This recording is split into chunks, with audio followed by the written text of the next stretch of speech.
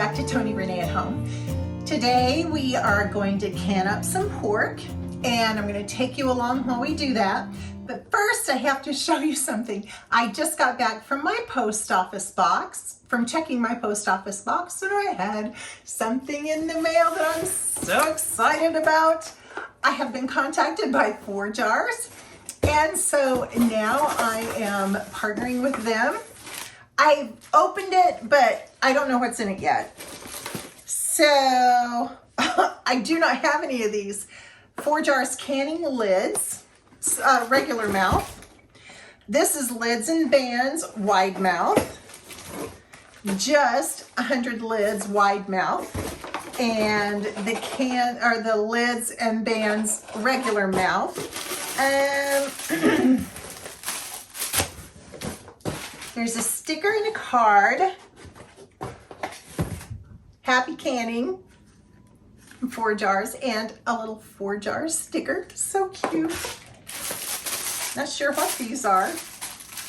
They look like towels, which is awesome. Oh, it's a microfiber. Hey, to set my jars on. Awesome. Always pops. That is true. Canning is easier with 4 Jars. Yes, but we'll talk more about that in a minute. This is another one. I'm excited to have these to set my jars on. It means I won't have to use my personal towels. I'm gonna need these. I'm gonna go get my pork loin because I'm gonna be cutting that up into chunks like you do stew meat. And then we will come back and get started with canning our pork. I just got one of the really big pork loins from Sam's, and I actually have bought one of these before to do this video with you, and Adam Adam smoked that pork loin that time, so I had to go get another one. But y'all, that was so good. That man can do anything. I swear he can. To me, my man hung the moon. I hope you feel that way about your husband. If I keep clearing my throat, I'm very sorry. Adam and I are just getting over being sick, and bless his heart, Adam is actually on his 2nd round of being sick. I am just cutting off this big old fat piece that's on the other side. Now, if I were going to put this in the crock pot or roast it in the stove, I would leave this on and put that side up. Then all those juices from this fat would go back down through that meat and make it really, really good. But I just got the majority of that trimmed off. I have bought these in the past, and I usually cut it in thirds and then freeze it in thirds if I don't can it up. Now, I've never canned pork before, so I've never canned it up. I usually cut it into thirds because that's usually way more than enough for us and gives us plenty of leftovers for a couple of days. And then I will slice it however thick I want it, about 1 inch, 3/8. Use them as pork chops and just make each third, spread it out, maybe cut 1/3 into pork chops and use the others just for roasting because we love that. But I am going to, for right now, for canning purposes, just cut it into chunks. You don't even have to make them that small. In fact, I may stop doing that and just leave the bigger pieces. Not this one. Cut that one a little bit smaller. But just cut it up in good enough sizes to stick in your jars. And my plan for using this pork is for barbecue. Just open up a jar of it and add some barbecue sauce. I came up with a recipe a few years back for a bourbon barbecue sauce. Oh my goodness, that is so good. So I may make some more of that and we'll try that this weekend. But I am just going to keep slicing this up until I get all of it done, and we'll start putting it in our jars. Let me talk a little bit more about 4 Jars and why I started using them. You guys,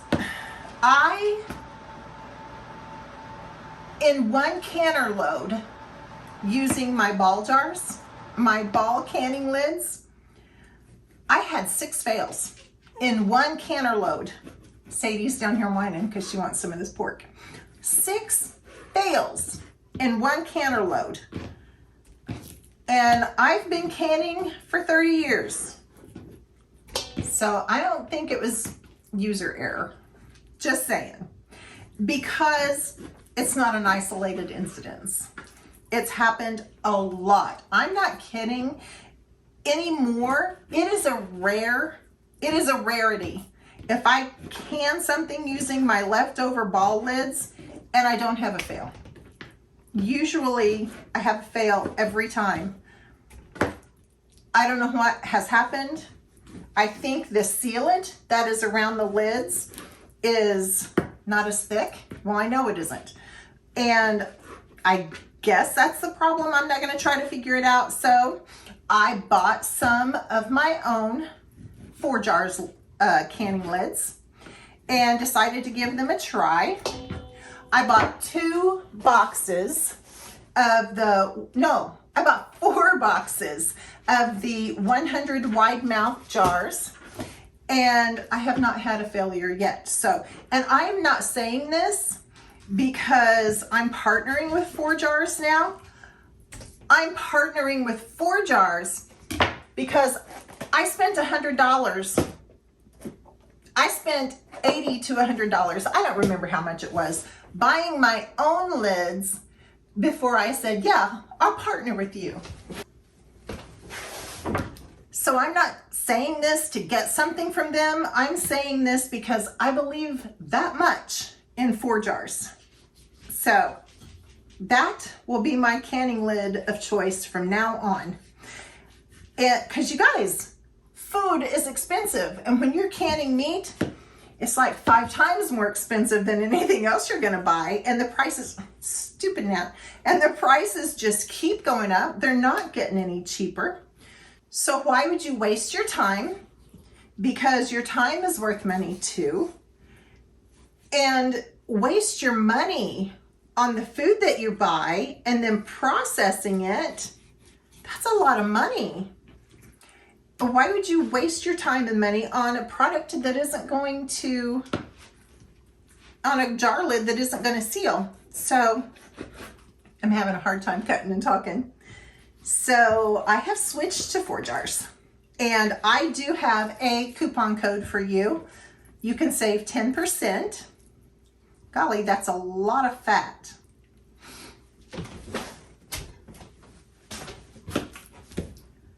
I have a coupon code for you that's 10% off, and I will leave it in the description. And you can go get some of your own 4 jars, canning lids. And if you need bands, you can buy the box with the canning lids and bands. And if you just need lids, you can buy just lids. So again, I'm not saying this because I'm partnering with them because they've reached out to me. I'm saying this because I've been using them for a while, or I would not ever, ever, ever tell you to support something that I hadn't yet tried myself. So that's a homestead life. If you can hear the rooster, that's what it's like living on a homestead. And I wouldn't have it any other way. Huh. I wonder if I'm going to have to compete.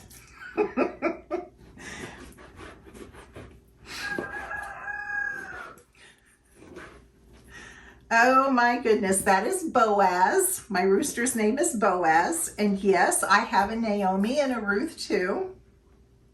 Hens, not roosters. Okay, I'm going to finish getting this chopped up. And I only have one more section to do. I'm almost done anyway. I'm going to go grab some jars and we will commence to canning pork. I have no idea how many jars this one pork loin will take. So I have a dozen here. And one thing I would encourage you to do, if you haven't canned pork before, and I haven't, like I said, make a note in your canning book or in a canning journal, if you buy a pork loin, how many jars it filled up. I'm doing pints because that'll be enough just for a couple of sandwiches for Adam and I. Some of these I did cut into smaller pieces because I cut the strip kind of thick. So anyway, gonna get these jars filled up. Why did I do that? This one's not full yet. I'm not packing it down in there. I'm just trying my best to be sure that there aren't holes, big holes. And I know you can't see what's going on here. I'll get to these ones and I'll start doing those so you can see what I'm doing. Sorry about that. I wasn't thinking. But I'll show you what I mean.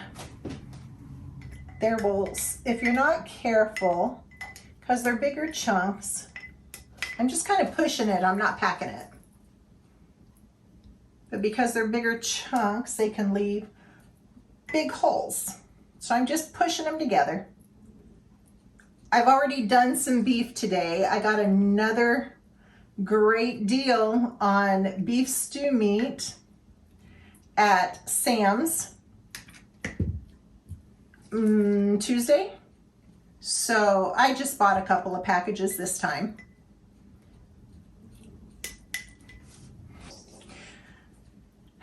I need some new knives, y'all. This one worked okay. My knives just came from Sam's. They're the white handled knives from Sam's and they're okay. But I need some that really cuts like butter through meat. So if you have any suggestions, please leave them because I need to know. I need to make the investment in some good knives.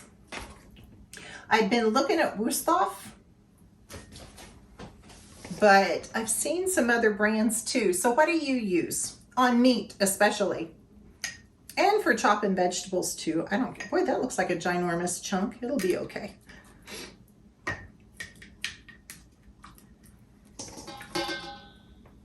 That could use a little more.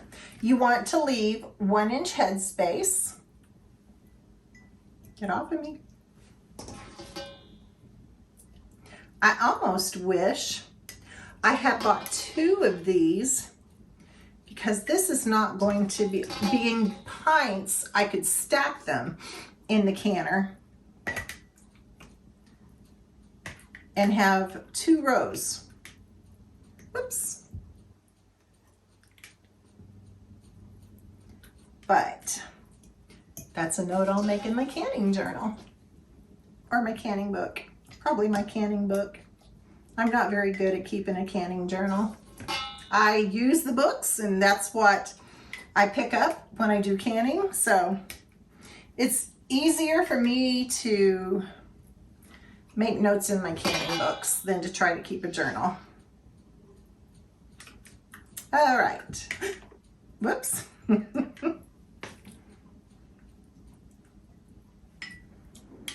Okay. Why did I do that? I did that again. This one is not full yet. And I'm going to have to take that one back out of there probably. I don't know why I keep doing that. Got my mind on what I'm going to say to you, I guess.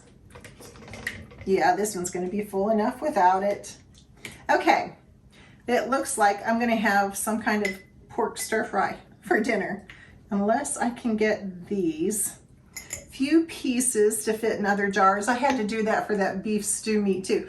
I have got to do a pantry restock.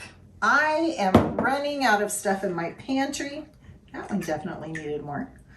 And I have got to do a pantry restock because like I said, I'm running out of stuff and we can't have that. So look for some canning videos, some freezer videos. I do have some ground beef that I've bought. I'm gonna make some meatballs. I'm not gonna cook them. They're just going to be frozen in the freezer. So when I want, well, I am going to cook them. I don't know why I said I wasn't going to. I am gonna cook the meatballs and just store them in the freezer. We'll do a flash freeze and store them in the freezer. And that way, if we want to add them to spaghetti or we want to have a meatball, Swedish meatball, whatever, see how there are some air pockets down there? That's all I was doing, was trying to just close up that air pocket. I'm not trying to pack it. I just really want to close up that air pocket. All right. I think we are good. I'm going to take this one out of here and put it over here. Okay. I'm going to get washed up. You can use gloves. I prefer not to. But if you prefer to use gloves when you're dealing with meat, by all means, go ahead. I'll be right back. So this process is just like doing beef chunks, except we're doing pork chunks. Any kind of chunk meat that you do, pork, lamb, beef, whatever, it's going to be the same process as far as how you put it in the jars. 1-inch headspace, chunked up, and for pints, you're going to use half a teaspoon of canning salt or salt. And I am using canning salt. This is a teaspoon, so I'm only filling it about halfway. Anytime that you use a spice or salt in your food that you can, it really stands out in the end. So I have to put my salt in that little bowl because I can't reach down in there. So that's why I have my salt in that little bowl. Okay. Gonna get a little bit of vinegar to wipe off our rims. And it looks like I forgot to get a paper towel.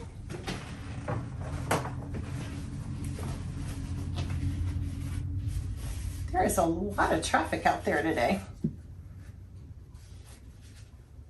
I live in the country, but man, there's a lot of traffic out here. Okay. You've added your salt. You do not add liquid when you can beef chunks or chunks of meat of any kind. You do not add any liquid.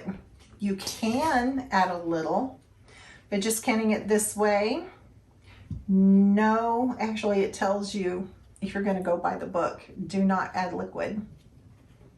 So meat in the jar, salt in the jar, and that's optional. You don't have to salt it at all. You can choose to salt it or season it as you want to when you cook it. And then,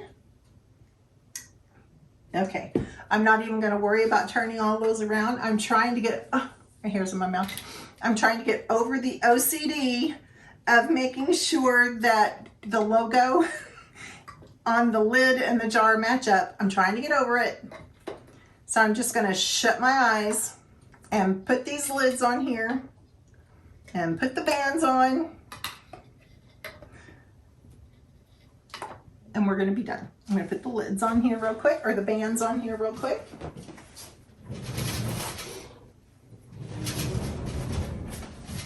I have, and I'll bring you around and show you in a minute because I'm sure you can't probably see this. I have a little rolly cart that I got at Michael's. That is my canning cart. It has my lids and magic marker and just all kinds of stuff on it. Now, one thing I do know about 4 jars. You did finger tight all the time when you're canning. With 4 jars, they are so good, you really barely want to tighten that lid. Literally, finger tight. And not man fingers, girl fingers. anytime, any jar, whoopsie, any jar that, what was I going to say? Any canning lid can buckle if you tighten it down too much. Any of them, generic, 4 jars, ball. If you, short one, if you tighten them down too much, they can buckle. So that is just a rule of canning. No buckled lids, just finger tight. In the canner they go.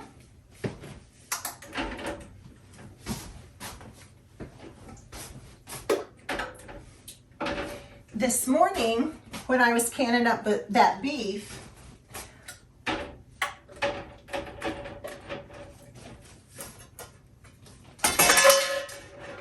that was loud.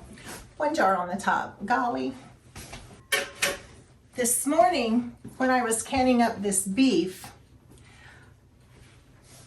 I had 6, and I really needed another one. I did 1.5 pints of the beef, and I didn't want, there was a big space in the middle, and I didn't want them shaking all around the canner, so I popped in just a jar of water, and that kept my other jars from clanging together and possible breakage, and now I have sterilized water.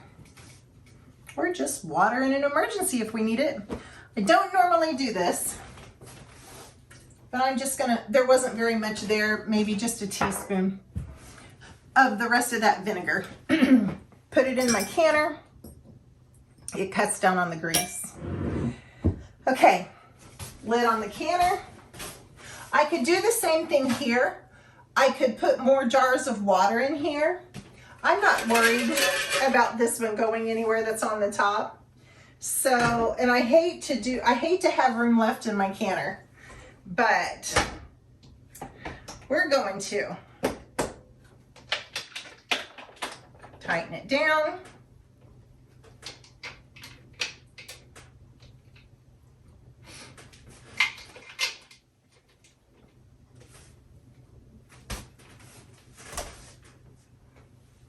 Okay, we're going to turn it on high. We're going to let this come up to the point that it, forgot what I was going to say again. We're going to start seeing steam, and it's going to start spitting and coming out the little vent pipe here. And we're going to start the canning process, or the venting process, for 10 minutes.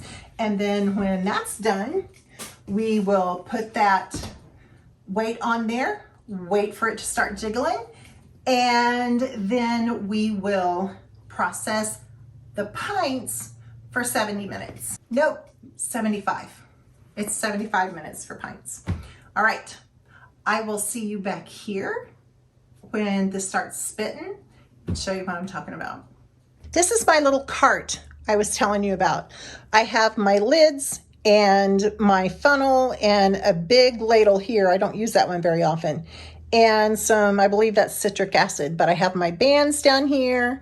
I've got spare lids on the bottom. These have been used, but I save those for when I do dehydrating and I need to vacuum seal. That's a little handheld vacuum sealer. I have scissors, my marker, and just different stuff on here. And I took all of the other things off the side. It had more things that hung on the side, but I took those off. I just keep my jar lifters in there. We are venting. There's a whole lot of hot steam coming out up there. So we are going to set our timer for 10 minutes and let this continue to vent. You can hear it. You can see the little droplets of water. This is getting the air out of the canner, starting to. And we'll be back in 10 minutes. All right, time to put the weight on for my area. It is 10 pounds of pressure. We wait for a jiggle, and I turn mine down from high to about 4. Hello. Well, that's a 4. We're jiggling. So it's time to start the processing. These are pints. So it's 75 minutes. See it in.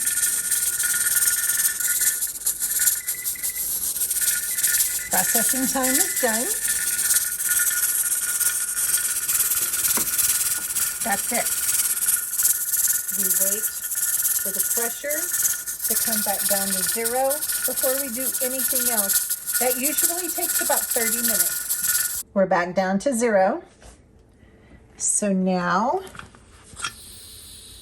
the weight comes off and I undo my toggles, but I can't do that and hold the phone, so I will be right back. Okay, we don't take this off all the way. They have to acclimate to the temperature change. So I am just going to, hard to do one-handed, just kind of tilt this and let them slowly acclimate to the temperature in my house, which is a little cool because it's really cold here right now. And I'm gonna leave it like this for 5 minutes before I take that lid completely off and then take the jars out. All right, lid comes off and jars will come out. I will see you over at the island. You always want to lift your jars straight up. You don't ever want to tilt them sideways because if there's any siphoning going on, it can cause the broth that has been naturally made inside your jar can make it come out. You don't want that. You don't want to lose your broth. That's good stuff. There may be little droplets of water on the tops of your lids, but that's okay. It's going to dry.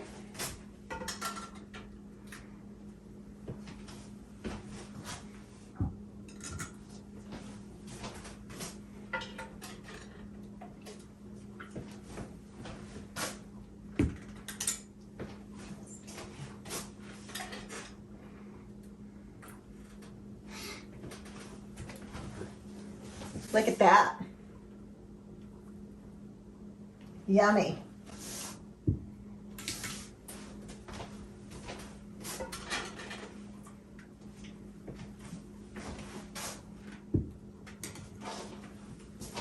One more. Okay.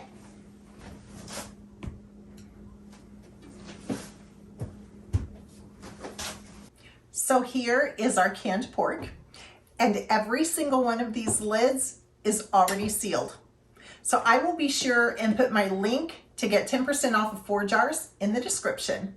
If you're watching this video, it's probably because you're wanting to learn more about canning. So go ahead and hit the thumbs up, and that lets YouTube know that you are wanting this type of content, so they'll put more of it into your suggestions. And it also helps my channel out, and I appreciate that. And go ahead and hit that subscribe button and ring the notification bell. That way you'll know when I put out other videos on teaching you how to can, as well as other ways to stock your pantry.